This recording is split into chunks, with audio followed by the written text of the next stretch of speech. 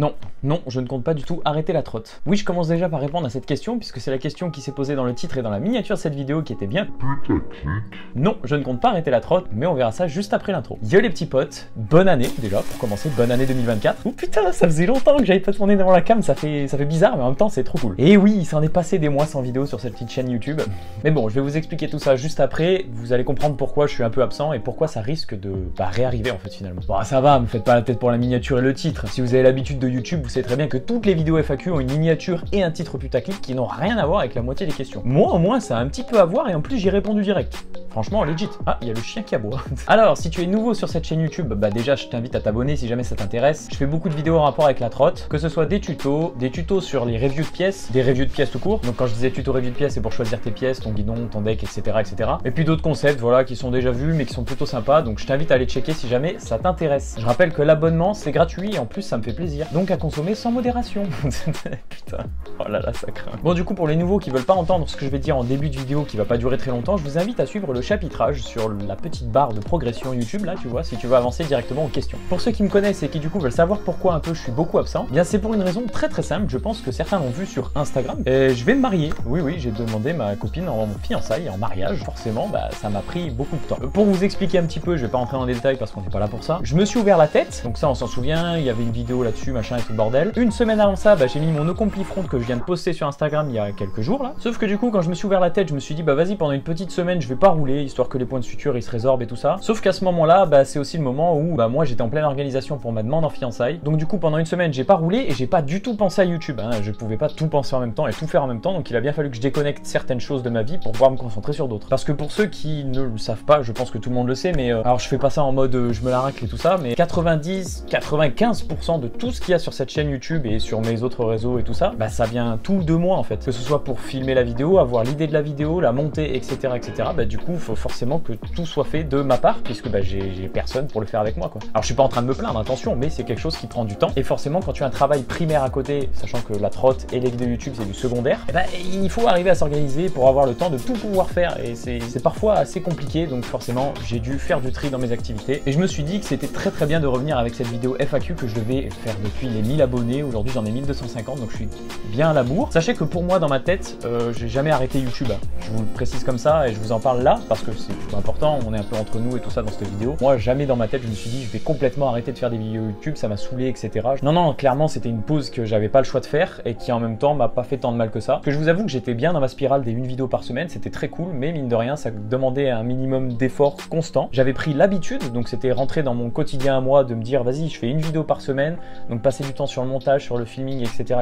c'était devenu habituel on va dire, mais c'était devenu habituel au point que des fois je me sente mal en fin de semaine si j'avais pas de vidéo, tu vois. Donc ça c'est un peu le revers du bail. Maintenant moi ça a toujours été par passion, donc en soi ça m'a jamais trop dérangé ou quoi que ce soit, hein. Je suis content de l'avoir fait, hein, ça me dérange pas. Mais voilà, c'est juste que ça m'a fait aussi du bien de déconnecter et de me concentrer sur autre chose le temps d'eux, et sachant que bah, rien n'est impossible, peut-être que à l'avenir je referai une vidéo par semaine, aucune idée, mais pour le moment, pour ceux qui veulent savoir, je me marie dans moins d'un an, du coup. Les parents qui regardent cette vidéo Be Like, vous savez très bien ce que c'est qu'un mariage, surtout quand tu as des attentes un minimum et que tu veux pas faire un petit mariage. Bon, voilà, il y a beaucoup de choses à prévoir, beaucoup de choses à faire et de l'argent, beaucoup d'argent.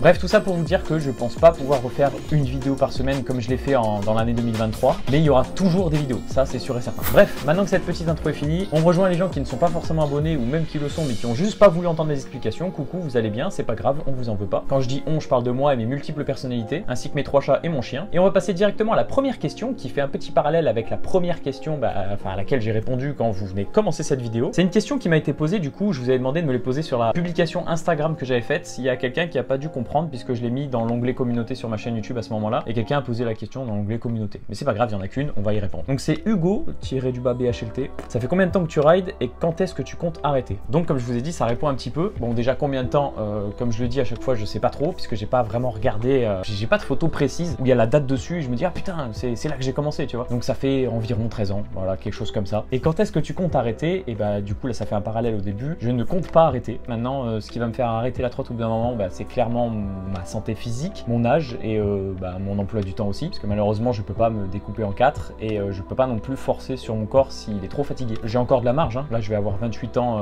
en février là. Maintenant, si on parle d'arrêt total dans l'univers de la trotte, je pense que ça n'arrivera jamais. La trotte c'est un truc qui fait partie de moi depuis plus de 10 ans et clairement je me vois pas avancer sans la trotte dans ma tête.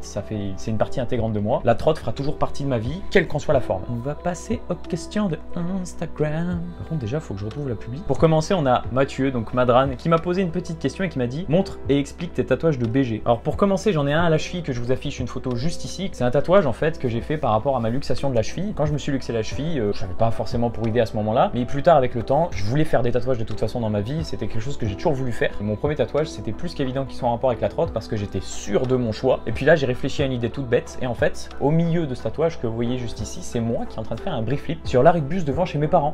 C'est un screen en fait. C'est littéralement un screen de moi puisque j'idolâtrais pas assez un rider non plus pour me dire bah tiens, check, par rapport à la trotte, j'ai fait Max Peter sur ma cheville. Je me suis dit le meilleur truc, c'était de faire une silhouette de moi, pas pour faire le mégalomane avec ma tête et tout ça, mais c'est moi, je suis fier de ce que j'accomplis dans la trotte. Et autour, bah, j'ai mis une espèce de petit tribal parce que j'ai toujours aimé le tribal, même si ça fait complètement kéké tuning aujourd'hui.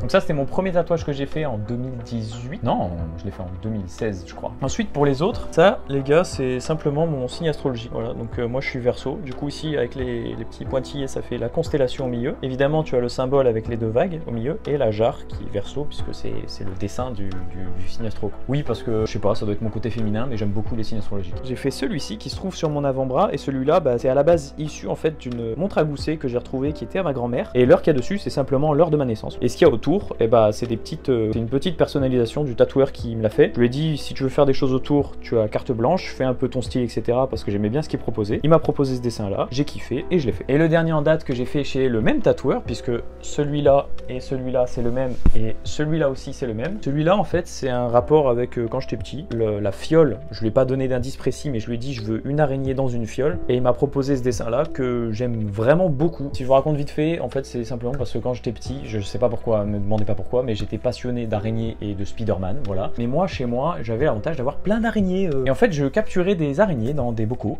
je leur mettais des étiquettes, je leur donnais des prénoms et ensuite je leur donnais à manger dans le bocal. Oui, j'étais un psychopathe. Et ensuite le dernier en date que j'ai fait pour mon anniversaire, et c'est ma compagne qui me l'a offert du coup, bah, c'est évidemment celui que beaucoup de gens voient bah, dans les vidéos et qu'on voit même sur ma photo de profil YouTube, c'est celui qui est sur ma main. Donc ici bah, vous savez, hein, Ride, vous savez en quoi c'est en rapport avec la trotte, pas besoin de l'expliquer. Par contre ce qu'il y a ici, c'est un triangle de Penrose, aucune signification particulière pour moi ce triangle, juste il est très stylé, je sais pas, j'avais envie de faire ça m'a fait kiffer. Par contre, ce qu'il y a dedans, c'est le pic du Domenon de la chaîne de montagne de Beldon. Beldon, c'est littéralement la clinique où je suis né. Ensuite, on a notre petit Camille Herrera, donc Camille HF sur Insta, qui me demande rider inspirant de la scène actuelle. Rider inspirant de la scène actuelle, putain, il va falloir que je cite des blazes.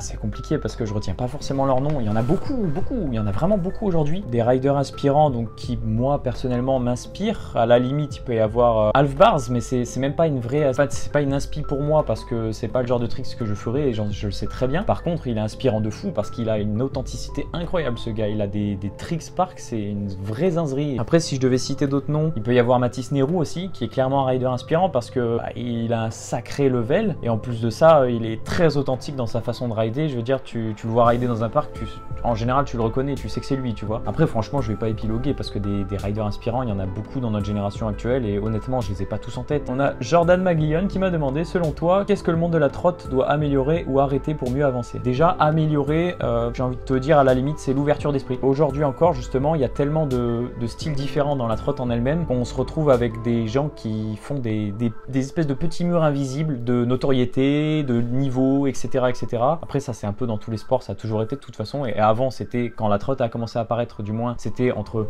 les skates et les trottes, ou les bikes et les trottes, bien que c'est encore un peu présent, je trouve que ça s'est quand même pas mal dissipé avec les années, ça. Mais dans la trotte en elle-même, c'est vrai que maintenant, ce qu'il faudrait améliorer, c'est par exemple certains groupes qui sont là en mode ouais, mais attends, tu roules pas en ligne en V4, toi, tu fais pas du street, t'es un gamin quoi. Ce genre d'ambiance un peu toxique qu'on peut ressentir des fois dans certains events ou quoi que ce soit, moi particulièrement, je l'ai jamais trop ressenti. Après, j'ai toujours été beaucoup dans mon délire, donc je me rends peut-être pas forcément compte non plus, donc je vise personne en disant ça. En tout cas, j'ai pu le voir, j'ai pu l'apercevoir, mais je vais rien lister parce que moi, je veux pas jeter la pierre sur les gens ou quoi que ce soit. Mais à la limite, ce qu'on pourrait améliorer, voilà, c'est ça, c'est l'ouverture d'esprit de certaines catégories de riders, de certains riders, de certains bleds, etc. qui roulent entre eux et qui peut-être se la prennent un petit peu de haut par rapport aux autres, mais je pense que ce sera toujours présent parce que vu que c'est un sport à grande échelle maintenant, la trotte, malheureusement il y aura toujours des petits écarts par rapport à la notoriété, le niveau, les gens avec qui tu traînes, etc. etc. Malheureusement c'est un peu comme ça que ça fonctionne. Qu'est-ce qu'on pourrait arrêter? Bah ça, non, c'est vraiment, je manque d'inspi là. Améliorer, ouais, le point que j'ai listé avant c'est le premier qui me vient en tête, mais arrêter complètement, c'est compliqué en vrai. On peut faire un peu facile, arrêter quelque chose, ce serait peut-être arrêter de se reposer sur ses acquis, s'arrêter sur ses acquis par exemple en tant que rider et de se dire ouais ben moi je ride à tel endroit donc je peux pas progresser, ouais moi je ride avec tel matos donc je peux pas progresser, ou de se dire aussi vas-y ben moi de toute façon j'ai toujours été fort en parc, ça fait 5 ans que je roule, bah je peux pas arrêter de faire du parc, je peux pas faire de street, je serais trop nul, tu vois. À la limite ce serait ça c'est un conseil plutôt basique tu vois, mais c'est pour soi en fait, c'est plus pour soi, c'est moins généraliste dans l'univers de la trotte, mais bon voilà, j'avoue que pour le coup arrêter quelque chose, j'ai pas plus d'inspiration que ça. On a William Basler qui m'a dit: est-ce qu'après tout ce temps de ride dans le monde, t'as encore les crampes T? Le pire, c'est que j'avais déjà lu la question et que là, je l'ai lu premier degré. Merci d'avance si tu réponds. Alors après tout ce temps dans le monde de la trotte, j'ai toujours les crampes T et je dirais même que j'ai Apagnan. Romain.prllt, Romain, raconte tes meilleurs et pires souvenirs dans le monde de la trotte. Dans les meilleurs, il y a par exemple la première fois où j'ai lancé backflip. Quand j'étais allé à Nîmes à l'époque dans le bac à mousse, voilà, ça c'était vraiment un méga souvenir pour moi. Bah du coup, il y a le flair maintenant aussi que j'ai fait. Ça fait partie de mes meilleurs souvenirs. Bah là, il y a pas longtemps, d'avoir plaqué nos complis front sur le dur, j'avoue que ça faisait tellement d'années que ce trick je l'avais jamais mis, j'avais arrêté de le faire, puis là il me faisait peur, donc voilà. Dans les moments les plus anciens, bah, quand j'ai commencé, les premières fois où j'ai posé mon pied sur une trotte, où j'ai appris oui pendant une journée, voilà, je suis content de ça, et où je l'ai plaqué et qu'après ça a été crescendo et tous ces souvenirs des premières sessions que j'ai eues où j'apprenais 180, 3-6, machin, et toute l'évolution qui s'est faite au fur et à mesure, en fait c'est tous des bons moments que je garde. Si j'ai d'autres meilleurs souvenirs, pareil, je les marquerai peut-être ici, mais là il n'y a rien d'autre qui me vient en tête. Et pour les pires souvenirs, alors là il y en a un en particulier, c'est la fois où je me suis luxé la cheville. Quand je me suis luxé la cheville, j'y croyais pas, dans ma tête c'était complètement abusé et je voyais ça que dans les vidéos, ça pouvait pas m'arriver à moi, tu vois, c'était pas possible. Ou sinon après, deuxième pire souvenir que je pourrais avoir, c'était à une période où j'étais rentré un peu dans un cercle vicieux de pas de non-progression, mais d'insatisfaction personnelle. Ça faisait déjà quelques années que je roulais, j'avais le deck Phazon à l'époque, et en gros j'étais rentré dans une spirale qui a duré presque 1 an où à chaque fois que j'allais rider, je pétais un plomb à ma session, ça me faisait chier. Je me disais de toute façon ça me casse les couilles la trotte, j'arrête complet, tu vois, ça me saoulait. Je me disais je suis arrivé à bout, c'est bon, j'en ai ras le cul. J'arrêtais la trotte et en fait le soir, j'étais à peine rentré chez moi, je dormais et le lendemain j'avais déjà envie d'aller rouler en fait. Ça c'était ultra frustrant parce que je sais pas, je m'étais auto-mis dans une spirale à la con où je me disais que je progressais pas, que j'y arrivais pas, que j'aimais pas ma trotte, enfin c'était un truc à la con qui était assez débile, mais ça fait partie de mes pires souvenirs parce que c'était vraiment pas agréable et ça a duré des mois et ça me saoulait en fait. Prochaine question. Maglion Jordan qui nous redemande encore: ta pire expérience dans un skatepark? Chute, dispute, enfant, vraiment la pire. Alors vraiment la pire? Waouh. Non, les enfants en vrai ça va, j'ai jamais été trop embêté, tu vois, puisque je suis pas non plus insociable, donc ça m'a jamais dérangé des fois de tchatcher avec les minots et tout ça. J'ai jamais eu trop de problèmes. Ou sinon si je voyais que c'était des minots un peu cons, tu vois, moi j'étais dans mon coin et puis basta, je faisais ma session et puis ça se passait très bien. Avec les enfants franchement ça va. À la limite par contre avec les parents, au niveau dispute, ça m'est déjà arrivé quelques fois, c'est très rare aussi. Ça m'est arrivé notamment une fois et il n'y a pas si longtemps que ça, hein, c'était il y a environ 3 ans. J'habitais pas ici encore, c'était quelques temps avant que j'habite là et j'étais allé rouler à Veden. Et en fait ce qui s'est passé, c'est que toute l'après-midi j'ai été emmerdé par des gosses. C'est pas eux qui venaient en mode ils me cherchaient la merde, tu vois, mais en gros ils étaient en plein milieu mais leurs parents ils disaient rien. Et c'est gonflant en fait quand ça arrive ce genre de situation parce que tu peux littéralement pas rouler. En fait à chaque fois que j'ai commencé à prendre mon élan, je m'arrêtais, je faisais putain comme ça haut en l'air, tu vois. Et à un moment donné j'ai voulu y aller et ça faisait 4 fois que je me faisais couper la route par une petite. Je voulais pas crier après la petite parce que concrètement c'est pas de sa faute, personne lui explique, etc. Donc c'est pas de sa faute. Et sur l'instant je fais putain comme ça, tu vois, je me suis énervé sur place comme un débile. Et en fait après du coup je suis allé me poser sur le côté et tout. Et là à ce moment-là il y a le daron qui arrive en mode vraiment vénère et tout ça. Mais c'était drôle en plus parce qu'il faisait trop le cow-boy. Et là tu vas repartir mal mon copain. Ouais. Pourquoi tu cries après ma fille? Et moi sur l'instant je lui dis mais mon gars, moi je crie pas après ta fille en fait là, c'est juste que je suis là, moi j'essaie de rouler, personne lui dit qu'elle est en plein milieu, il y a des gosses de partout, moi c'est juste ça qui m'énerve. Je suis pas allé voir ta fille en lui disant tu me fais chier, tu vois, donc non, c'est pas après ta fille que je crie. Et lui il a dit ouais mais je t'ai vu et tout, tu commences à dire machin et tout ça. Je dis non mais j'ai aucun problème contre ta fille, ni contre toi. C'est juste que là, il y a tout le monde qui est en plein milieu à chaque fois, moi je peux jamais y aller et c'est pour ça que je viens de me poser là à l'instant. Je vais pas parler sur un ton agressif, mon but c'était vraiment de rider zen et du coup c'est pour ça, après il s'est apaisé puisqu'il a vu que moi j'étais apaisé aussi et qu'à la base je cherchais vraiment pas la merde. Il est reparti en mode un peu vénère et puis basta, c'est pas aller plus loin. Mais ça c'est vraiment à la limite la seule pire dispute qui m'est arrivée avec des parents. Mais sinon, non, franchement j'ai pas de souvenir particulier avec ça. Hein. Yo, oui, c'est le Alan du montage. Alors je viens de m'en rappeler d'une à la limite, une deuxième pire expérience, mais vraiment c'est pas ouf. En fait j'étais avec un collègue, on est allé dans un petit skatepark qui était pas très connu et tout ça, c'était vraiment un petit parc. À la base on était censé faire une session chill et tout ça, c'était une après-midi, un samedi après-midi tranquille. On était solo et puis d'un coup t'as 4-5 minots ils sont arrivés, ils sont commencé à nous casser les couilles pour rien, tu vois. À la base, du coup, on les a un peu envoyés chier et en s'énervant un petit peu en leur disant d'aller voir ailleurs parce que nous, on voulait juste rouler tranquille et que personne ne fasse chier. Et en fait, à ce moment-là, ils ont sorti des chlasses, tu vois. Donc sur l'instant, j'ai été grave surpris et je me suis dit what the fuck. Et surtout qu'il y a les minots en question, ils ont commencé à nous dire ouais, restez là et tout, on est des gitans, on va ramener nos grands frères, je sais pas quoi et tout. Genre en fait, c'était improbable, tu vois. Pour l'instant, nous on voulait juste rouler, je vous avoue qu'on n'a pas cherché midi 14h, on a pris notre hôte, nos sacs, on s'est barré et on n'y est pas retourné. Du coup, oui, désolé, il n'y a pas de drama dans cette deuxième histoire, mais à la limite, ça c'est la deuxième pire expérience qui a pu m'arriver en skatepark. Mais sinon, vraiment, je ne vois pas d'autres que les deux que je viens de vous lister. On a Mr. Vig qui m'a demandé ta pire frayeur entre autres. Je sais pas comment tu entends frayeur à la limite, si ça peut être sur un bobo, etc. Des fois, j'ai eu pas mal de frayeurs quand je me suis fait des grosses entorses à la cheville, etc. Où la cheville elle plie bien d'un côté, sachant que quelques années avant, je m'étais luxé le pied et tout ça. Mais sinon, en pire frayeur, ouais, le flair, c'était vraiment ma plus grosse peur de malade, de fou malade. Je me voyais vraiment jamais lancer ça dans ma vie. Donc, et moi, dans ma tête, vraiment, le flair, c'était tellement quelque chose d'insurmontable dans ma tête. Je sais pas pourquoi, c'est vraiment un truc de fou avec les rotas, que le fait de l'avoir lancé jusqu'à la résie et tout ça, c'est un moment qui restera gravé dans ma tête à jamais et qui a enlevé une frustration énorme qui me pesait depuis des années. Clairement, j'en ai déjà parlé, hein, mais bon voilà, vous le savez déjà du coup. On a Rewax qui m'a demandé qu'est-ce que tu penses de l'esprit qui règne entre les différentes disciplines et la place de chacune. Je trouve qu'il y a eu une petite évolution parce que, enfin, d'un point de vue extérieur, après moi je voyage pas beaucoup non plus, donc je suis pas non plus très bien placé pour répondre à cette question-là. Je pense qu'il faut quelqu'un avec plus de bouteilles, quelqu'un qui a plus voyagé, qui a vu plus de choses. Ça a quand même un peu évolué. On est moins à se friter ou quoi que ce soit. T'as encore quelques clashs qui se mettent entre les disciplines des fois, tu vois, mais il y a moins cette ambiance à la con, vraiment, où t'es dévisagé dans tous les sens, etc. Qu'il y a pu avoir trouvé à une époque où vraiment t'avais des clashs gratuits qui circulaient de partout parce que la trotte venait un peu de débarquer et tout ça. Donc moi je pense que ça a un peu évolué et que ça a fait du bien d'ailleurs. Même moi j'ai fait plein de rencontres avec des gens soit qui faisaient du bike, soit qui faisaient du skate, soit qui faisaient du roller, etc.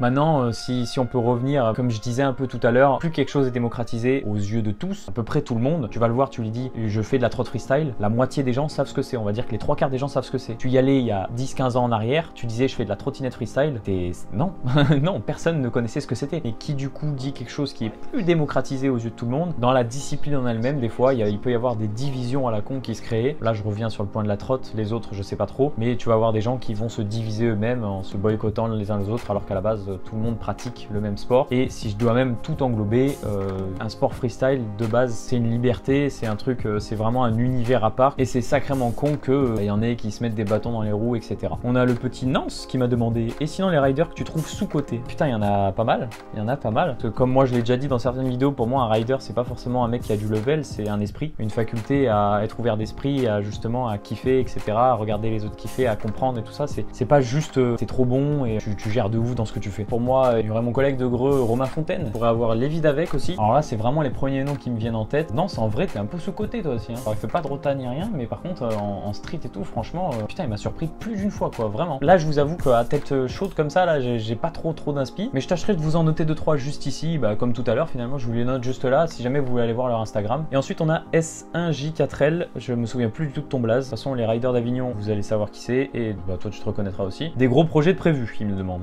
Comme j'ai dit en début de vidéo, non, clairement pas, enfin si, mais dans ma vie perso, tu vois, pas sur YouTube et pas en trotte en elle-même, donc ça pour l'instant c'est vrai que j'ai rien en prévision à ce niveau-là, si ce n'est de relancer un petit peu ma chaîne YouTube et de reposter un peu plus régulièrement, plutôt que pas du tout. Thibaut Batifol, tu veux pas à nouveau rouler un District V2 et une yé.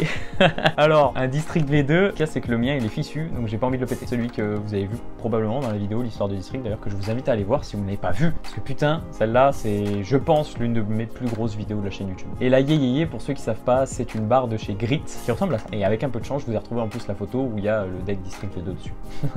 On a Alexis Ouijas. Je prononce très mal ton blaze, mais tu te reconnaîtras, qui m'a demandé une question très sérieuse, très pertinente. Tu roules avec les crampés ou sans? Et si je devais répondre à ça, je devrais lui dire Apagnon. On a Edouard Scout. Edouard Scout aussi, rider sous-côté, voilà, parfait exemple aussi. Quand le flair? J'avais dit qu'elle tomberait, hein, je l'avais dit, hein. Quand le flair, j'ai répondu déjà un peu tout à l'heure, en fait, finalement, à cette question-là. Hein. Si un jour je me motive, pourquoi pas, sinon, ça en restera à peu près là. Ou alors je referai des trails en résine. Non, ce qui me repose une question, en fait, c'est une escouade là. C'est quand tu viens faire une vidéo dans mon local. Putain, c'est vrai, il faut absolument que je teste le parc de chez Nantes là-bas à Vaison-la-Romaine. Il est cool et drôle en même temps, tu vois, ça fait typiquement partie des parcs que j'adore tester. Promis, en 2024, je tâche de vous faire le test du parc de Vaison-la-Romaine avec Nance et Ezan. Encore Camille qui me demande comment tu vois la trotte dans le futur. Comment je vois la trotte dans le futur? Pouah, putain, c'est dur en vrai parce que tu m'aurais posé cette question il y a 10 ans. J'aurais pu te dire à la limite, bah, plus démocratisé et plus connu qu'à ce moment-là et tout ça. J'ai qu'un seul espoir, c'est qu'à la limite, il y ait une vraie KTO JO et tout ça, tu vois, mais comment je la vois dans le futur? Là, clairement, je la vois pas en train de dégringoler, je la vois en montée, surtout en montée, quoi. Je vois de plus en plus de riders, il y a de plus en plus de niveaux, c'est stratosphérique. Et tu vas voir qu'un jour, on va voir des posts Insta de type qui sont là et routine triple flair, tu vois, ça va devenir ça, quoi. Je me rappelle qu'à une époque, déjà, pour petite anecdote, quand il y avait déjà les premiers double front de bris qui se plaquaient, donc c'était il y a des années, hein, je me disais dans ma tête, je suis sûr qu'un jour, il y a des mecs qui vont faire des triple front de bris, ils vont routiner des bris whip et tout ça. Qu'est-ce qui se passe aujourd'hui, les gars? J'avais raison à l'époque. On a notre petit Hugo Dufal National qui me demande, c'est quand tu mets flair? Hugo, c'est le mec, il a tellement routiné les rotas, c'est plus simple pour lui de faire back en pirate, tu vois, que whip flat. Je vous jure, c'est vrai. Vous me croyez pas? Faites une session avec Dufal, vous verrez. On a Mathieu qui m'a reposé une autre question et qui m'a demandé comment vois-tu l'avenir de ta chaîne? Bah pour l'instant, à une époque j'aurais pu te dire pleine expansion, parce que ça a été le cas, hein. Le fait d'avoir fait une vidéo par semaine m'a bien aidé, parce qu'il y a pas mal de gens qui ont rejoint un peu le navire et tout ça, donc c'est très cool. Mais comment je vois l'avenir de ma chaîne, honnêtement, j'en sais trop rien. J'avoue que moi, si je pouvais un jour, par exemple, imaginons, carrément en vivre et tout ça, ce serait incroyable, ce serait méga stylé, mais ça m'étonnerait beaucoup. La trotte, c'est vachement niche, tant que j'aurais pas un rythme régulier, c'est l'algorithme, c'est la magie de l'algorithme. C'est voilà, beaucoup de facteurs qui font que je suis pas sûr que ma chaîne trotte perce, et surtout actuellement, sachant qu'en plus de ça, moi je suis pas un grand inventeur, et je reprends beaucoup de concepts de vidéos qui existent déjà, mais ça me fait plaisir de les montrer à ma manière. Donc le but, c'est pas de les reprendre clé par clé, tu vois, c'est de prendre une idée, pourquoi pas une autre idée d'un concept qui a déjà été fait, mélanger les deux, tu vois, essayer de faire quelque chose un peu à ma sauce, de vous présenter ça avec ma personne à moi, dans mes skateparks à moi, de la manière dont j'ai décidé de vous le présenter et de vous le monter en vidéo. Ma seule idée qui a été vraiment novatrice et qui pour le coup a failli disparaître de mes idées, c'était l'idée de l'histoire d'une marque, l'histoire sur District justement, où je raconte l'histoire complète d'une marque de trotte. J'ai jamais vu ça sur YouTube, donc c'est pour ça que j'étais plutôt content de pouvoir faire ça. Après, ce qui est un peu drôle, c'est que justement, anecdote encore, là où j'ai eu un petit peu peur, c'est quand j'ai vu que Mux sur YouTube, vous devez savoir qui c'est, je venais de finir un peu les scripts et tout ça, cette vidéo là, je l'avais tournée, j'étais en train de la monter, j'allais la sortir d'ici quelques temps, et je vois que lui il sort une vidéo avec l'histoire de quelque chose, et là je me suis dit putain, je me suis fait voler l'idée alors que ça fait des années que je l'ai dans le placard, tu vois. Non en fait c'était l'histoire du fils, d'ailleurs vidéo très cool que je vous invite à aller voir si vous voulez aller checker. Donc l'avenir de ma chaîne, je le vois soit comme stagnant, soit à un moment donné il va y avoir un gros boom, je vais pas être prêt du tout, ce qui peut clairement arriver, surtout si je me remets à poster régulièrement, ça je sais pas justement. Très flou comme question, et je saurais pas trop répondre à cette question là en vrai. On a Émile Vanderme qui m'a demandé c'est quoi ton best tricks? Est-ce que tu as la monétisation grâce à tes 1000 abonnés aussi? Il m'a demandé. Ah mais d'accord, il m'a posé beaucoup de questions, Émile. Émile d'ailleurs, grosse dédicace à toi, il suit mes vidéos depuis le départ. À chaque fois, chaque vidéo que je fais, sous chacune des vidéos, hein, il laisse un commentaire en me disant bonne vidéo, continue comme ça, et si la vidéo est pas bien, il donne un commentaire constructif. Vraiment pur gars. Mon best tricks à la limite ce serait brick kickless en fly-out, il pourrait y avoir 3-6 kick. En courbe, ça pourrait être des trucs style bar twist brie, ou alors bar brie twist que j'ai vraiment galéré à plaquer. Et évidemment, bah, nos complis front aussi à la limite. Mon PC s'est mis en veille, je l'avais pas vu, si ça se trouve ça fait une demi-heure qu'il est en veille, je vois le retour sur la montre, mais bon, c'est pas grave. Est-ce que tu as la monétisation grâce à tes 1000 abonnés? Non, je n'ai pas la monétisation grâce à les 1000 abonnés, je suis loin de pouvoir toucher mes premiers centimes. Il me semble que c'est quand même pas si simple que ce que l'on croit de gagner des sous sur YouTube, hein, à moins que tu fasses le million de vues à chaque vidéo. Toujours Emile qui me demande c'est quoi ton best tricks flat? Front scoot, franchement je te dirais front scoot, ou whip front scoot à la limite. Ensuite on a Scoot Gabin qui m'a demandé qui t'a inspiré pour la trottinette freestyle. Je vais vous conter une histoire.